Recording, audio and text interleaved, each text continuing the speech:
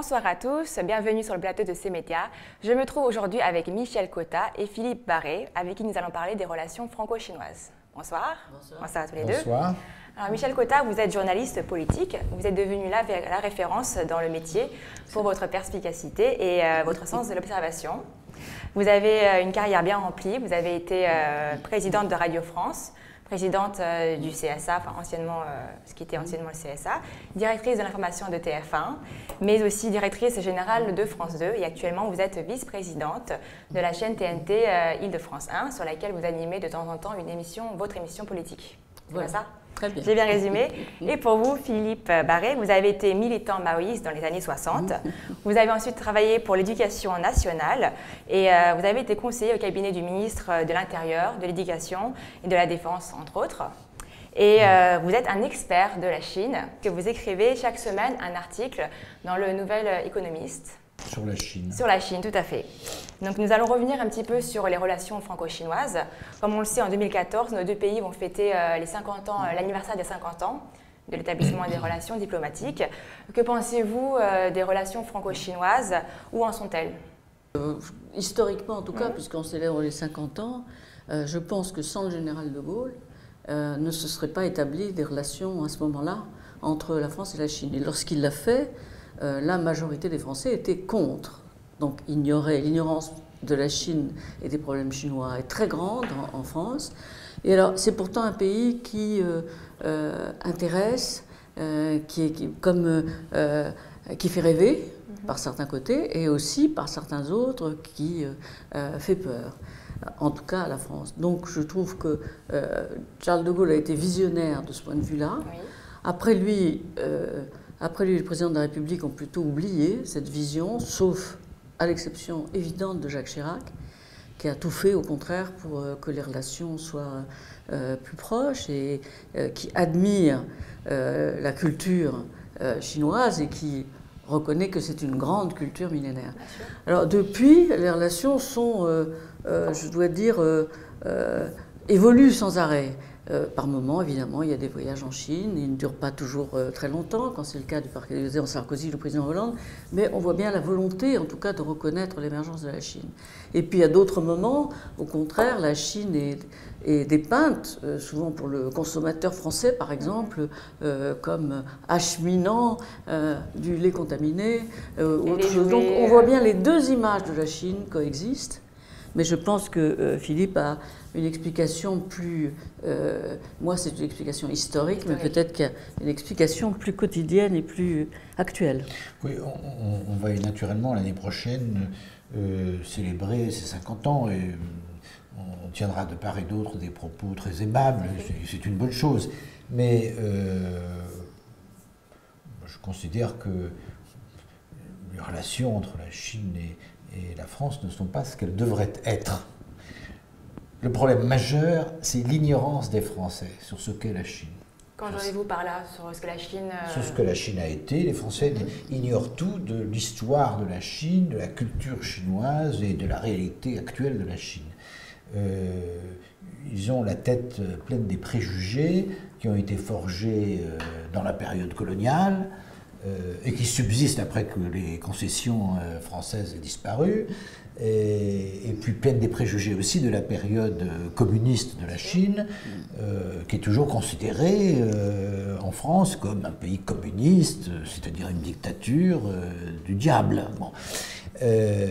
Mais tout cela n'est possible que, encore une fois, que parce que les Français ne savent pas ce que la Chine, ils ne l'ont jamais su, même quand la Chine leur était sympathique. Avant la période coloniale, la Chine était très bien vue en France, mais c'est pas pour ça que les Français savaient ce qu'était la Chine. Au-delà de ne pas forcément bien connaître la Chine, je pense quand même qu'il y a une crainte, oui, une peur des Français envers la Chine. Une crainte qui est très difficile à analyser. Il y a sûrement une grande partie... Au contraire, on reconnaît que les Chinois sont très intelligents parce que, et à ce moment-là, on se dit ah oui, mais ils sont plus forts que nous peut-être, et donc ils peuvent nous posséder, ils peuvent nous avoir, ils peuvent se jouer de nous. Ça, c'est. Et puis il y a quand même aussi un fondement raciste moins important que pour tous les autres racismes, mais qui existe quand même et qui définit globalement les Chinois comme étant compliqués. et sur lequel on ne peut pas compter. Voilà, pour ne pas employer des mots plus crus. Donc oui, il y a une méconnaissance non seulement de l'histoire de la Chine, mais aussi de l'âme chinoise telle qu'elle s'est formée à travers son histoire. Bien sûr. Et selon vous, en quoi est-ce que les relations entre la France et la Chine sont-elles cruciales dans le monde multipolaire d'aujourd'hui? Ben moi, je prends la comparaison avec l'Allemagne, mais bon, vas-y. Tout simplement parce que la Chine est en train de redevenir une grande puissance, ou plutôt de le devenir, parce qu'elle a été une puissance très importante. Il est tout à fait remarquable que les pays européens sont allés établir des colonies partout, y compris en Asie, mais qu'en Chine, comme au Japon d'ailleurs, ils s'en sont abstenus jusqu'aux guerres de l'opium. Il n'y a jamais eu que des concessions. Puis il y avait Hong Kong pour les Britanniques. Mais ça n'est jamais allé très loin, ça n'a rien de comparable avec ce que les Européens ont fait dans le reste du monde. Pourquoi ils n'allaient pas plus loin? Ils se contentaient d'envoyer des missionnaires. Mais pourquoi ils n'envoyaient pas des armées? C'est parce qu'ils estimaient qu'ils n'étaient pas en mesure, comme ils pouvaient le faire en Afrique ou ailleurs en Asie ou en Amérique du Sud, ils n'étaient pas en mesure d'instaurer des colonies parce que la Chine était une grande puissance. Donc la Chine est en train de redevenir une grande puissance, mais dans un monde beaucoup plus ouvert qu'il ne l'était au XVIIIe siècle. Et donc on ne peut pas ne pas avoir des relations nourries avec un pays comme la Chine. Je poursuis le propos. La comparaison que je fais avec l'Allemagne est quand même très importante. On voit la chancelière Merkel s'être déplacée une bonne dizaine de fois en Chine, avoir inauguré des foires à Shanghai, des foires à Canton, la dernière, et avec le désir de rester longtemps sur le territoire chinois, d'approfondir les relations commerciales. Il ne s'agit pas d'être des enfants de cœur, on sait bien que les relations commerciales sont très importantes, mais derrière cela, il me semble qu'il y a une vraie considération de la puissance chinoise et surtout des liens qu'on peut établir avec elle. Et donc je regrette pour ma part qu'il n'y ait pas cette même ouverture d'esprit vis-à-vis de la Chine en France. Alors je suis persuadée que ça peut changer évidemment et j'espère que ça change. D'ailleurs il y a des tout petits pas qui se font d'avant. Mais je regrette que cette... au fond, quand on est en France, on a toujours, vous savez, un parti pris « Ah oui, mais les droits de l'homme ». Tandis que l'Allemagne, elle n'a pas ce parti pris-là. L'Allemagne est une nation dans laquelle les droits de l'homme sont tout à fait respectés. Et elle se dit que oui, il vaut mieux prendre tous les avantages des relations franco-chinoises et aucun des inconvénients. Donc c'est un peu ce qui nous retient, nous, la France, je pense, ce qui retient la presse de gauche, la gauche tout entière, de regarder la Chine avec espérance, après tout. Et pour développer ces relations, selon vous, dans quel domaine est-ce que la France et la Chine peuvent intensifier leur échange, leur coopération, voilà, sans parler des domaines de coopération traditionnels tels que l'automobile, l'automobile par exemple, l'aviation ou le nucléaire civil? Le plus important, c'est la langue. La langue chinoise. Vous savez, pour connaître un peuple, il faut connaître sa langue. Mais c'est une vérité générale qui est encore plus vraie s'agissant de la Chine, parce que la langue chinoise est une langue tout à fait particulière. Bon. Et donc, alors, les choses sont en train de bouger un peu. C'est-à-dire que les nouvelles générations d'enfants commencent à apprendre le chinois. C'est une excellente chose, pas suffisamment. Oui. On pourrait faire beaucoup plus, mais ça prendra du temps de toute façon. Ça prendra du temps. Parce que ça, c'est la première ouverture la plus nécessaire. Alors, à partir de la langue, on peut aller en Chine. Quand on ne parle pas le chinois, vous savez, aller en Chine, ça suppose d'être chapeauté par un guide ou un hôte chinois. Mais pour aller se promener en Chine, il faut savoir un peu parler le chinois. Et puis ensuite, au-delà des nécessités pratiques, on commence à comprendre, à connaître un peuple, et en particulier le peuple chinois en connaissant sa langue. Vous avez commencé par la langue chinoise. Vous avez, il me semble, j'ai entendu dire que vous avez un bon niveau en chinois. Oui, enfin, n'exagérons rien, mais j'essaye d'avancer dans ce sens. Mais je m'étais intéressé à la Chine bien avant. Et je vois la différence qu'il y a quand on parle un peu le chinois, quand on lit un peu le chinois. Et puis avant, je m'intéressais à la Chine sans du tout connaître la langue. Et donc, je ne connaissais pas sa culture. Oui, je trouve que c'est effectivement dans le domaine des relations culturelles que beaucoup de choses sont à faire. Mais je remarque quand même, il y a beaucoup de signes encourageants. J'ai dit tout à l'heure que les Français avaient peur, dans leur globalité. Mais en tout cas, je remarque que beaucoup d'élèves de grandes écoles choisissent la Chine pour faire des stages. Ouais. Beaucoup.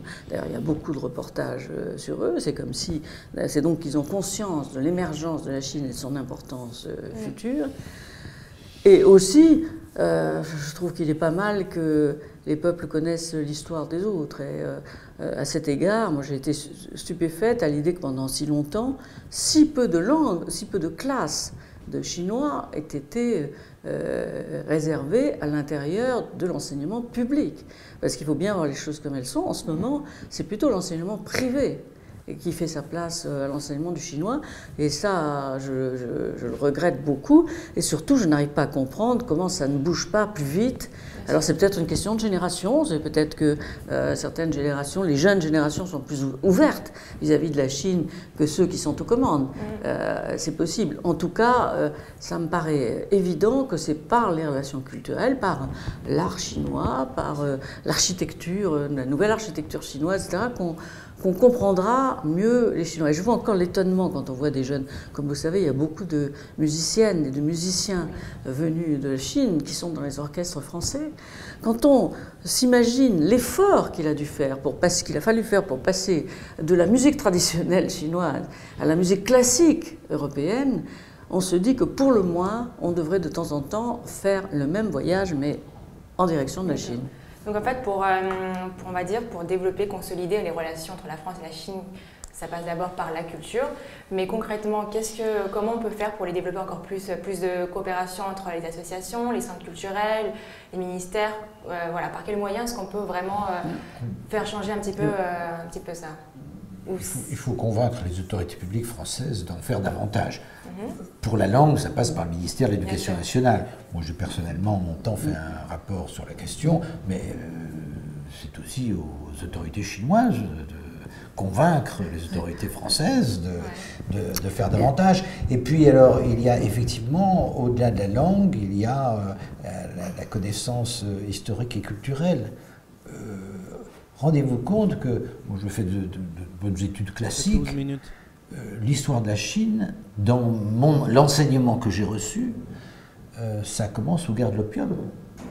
Avant, ça n'existe pas. La Chine n'existe pas. Et donc, voilà, ça fait partie des efforts que devraient faire les autorités publiques françaises, en l'occurrence le ministère de l'Éducation. Mais il est tout à fait remarquable que les jeunes Français maintenant qui vont travailler en Chine, et c'est tout à fait exceptionnel, ils aiment y rester.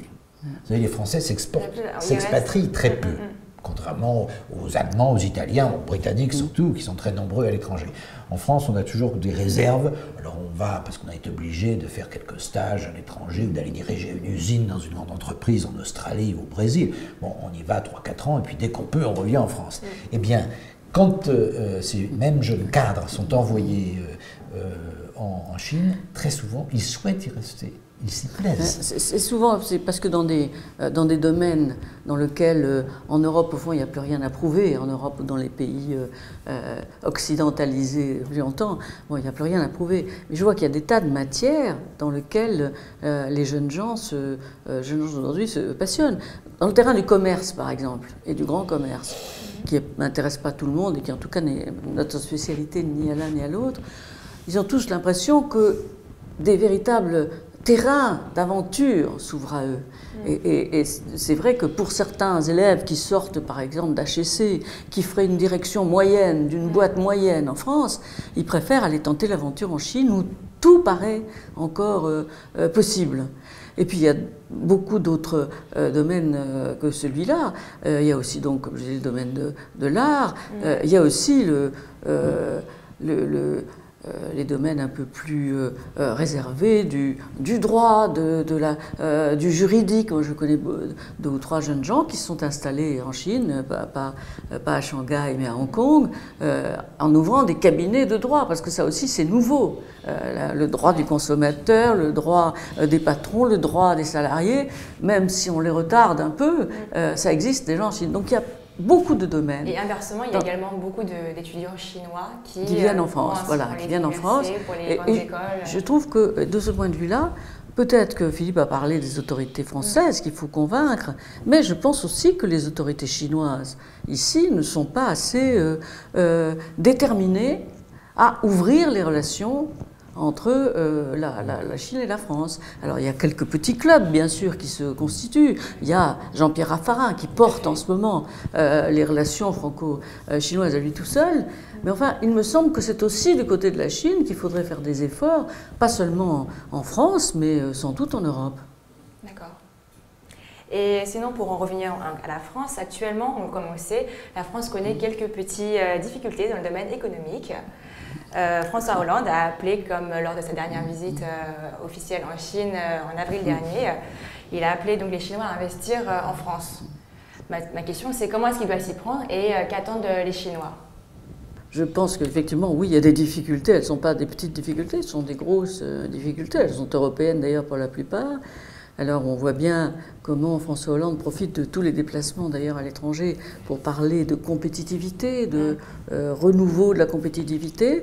On voit que certains accords de compétitivité ont été signés et qu'ils ne marchent pas trop mal, ils ne sont pas encore assez nombreux à être réalisés. Mais enfin, il y a une vraie difficulté pour un candidat socialiste, un président socialiste qui a plaidé pendant toute sa campagne pour les salariés contre les entreprises, pour résumer les choses, de se faire accepter comme interlocuteur valable par les entreprises. Et quand même, en France, ce sont les toutes petites entreprises qui sont le tissu de l'emploi, et c'est à cela qu'il ne faut pas faire peur, et la campagne a fait que c'est ceux-là qui ont peur. D'accord. Et quelles mesures, on va dire un peu plus concrètes, peut-être des lois, des contrats qui ont été signés pour en fait renforcer la compétitivité des entreprises? On peut en parler.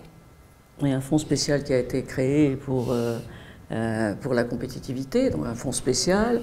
Il y a beaucoup d'incitations à diminuer le coût du travail, mais il est évident que c'est la chose la plus difficile à réformer en France et que le coût du travail ne se résorbe pas d'un seul coup de baguette magique. Le coût et le goût. C'est vrai. Au printemps dernier, j'étais en université à Pékin, où je donnais des cours sur le roman français au XXe siècle. 3 heures par jour, 6 jours par semaine. 4 semaines de suite. Et je commence le lundi et le mercredi, les étudiants me disent « Nous sommes désolés, mais les 3 prochains jours, nous ne sommes pas là, c'est la fête des morts. » Bon.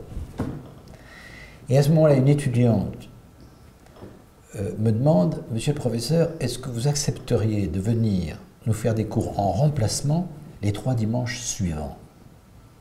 Naturellement, j'ai dit oui, mais c'était une chose absolument impensable en France. Ouais. Vous voyez, et les étudiants qui étaient là, c'est des étudiants de niveau Bac plus 4, ce ne sont pas des ouvriers surexploités, opprimés dans des entreprises d'électronique ou de textile. C'était des étudiants plutôt privilégiés, plutôt qui avaient un avenir professionnel assuré, etc.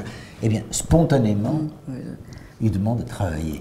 Ça, c'est inimaginable en France, pas seulement à l'université. Pour les vacances. Pas seulement à l'université. Et de ce point de vue-là, on pourra toujours s'interroger sur le rôle des 35 heures sur la compétitivité. On n'est pas sûr que ce soit un élément déclenchant de la compétitivité, mais tout de même, peut-être vaut-il mieux travailler plus que travailler moins. En tout cas, c'est ce que fait la Chine, c'est ce que font les Chinois. Bien sûr. Et en parlant d'investissement, selon vous, quels sont les secteurs hexagonaux qui intéressent, on va dire, les plus les investisseurs chinois? Pourquoi? Maintenant, pour le reste, ce qui est remarquable dans le développement économique actuel de la Chine, c'est que aucun secteur n'est laissé de côté. Il n'y a pas une spécialisation maintenant industrielle de la Chine. La Chine est grande. Donc, bon. Ouais, c'est vrai que nous aurions du mal à exporter notre savoir-faire industriel, qui est justement très contre-performant en ce moment en France. Voilà.